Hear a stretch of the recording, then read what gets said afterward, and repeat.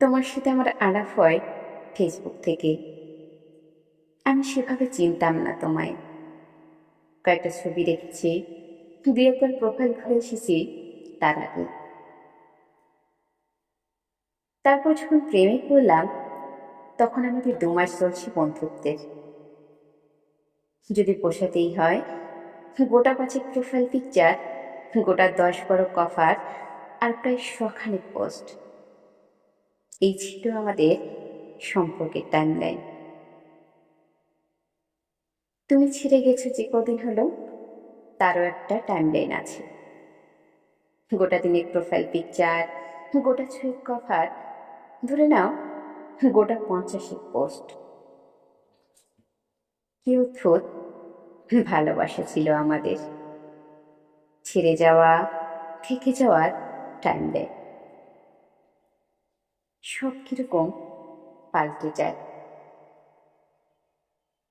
তারপর যেদিন আমি তোমার ব্লক লিস্টে গেলাম, সেদিন থেকে কত লেখা লিখেছি, কত পোস্ট শেয়ার করেছি, তুমি হয়তো দেখোইনি, বা দেখেছ হয়তো বন্ধুদের প্রোফাইল থেকে।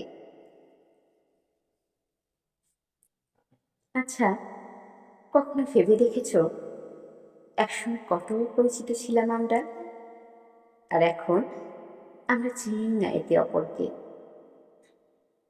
এই সুবিধাটা ফেসবুক আমাদের দিল।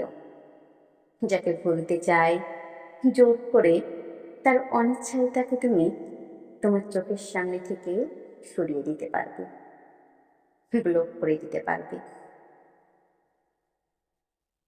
তারপর আরো কত পোস্ট করতে থাকি আমরা। টাইমের সাথে সাথে টাইমলাইন পাল্টে যায়। কিন্তু ভেবে দেখছো কি, একসময় তুমি যাকে চাইলে নির্দ্বিধায়, তাকে এমন পর্যায়ে ঠেলে দিলে আর কোনোদিন কথা হবে না। একটা বয়স পার করার পর যখন মনে করবে, পারবে বুঝতে, পারবে আনব্লক করতে।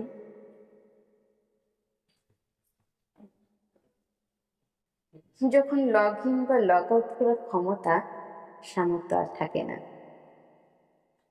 একটা বয়স মনে করার পর মনে থাকবে আনব্লক করার কথা। শুধু এইটুকুই বলার ছিল তোমায়।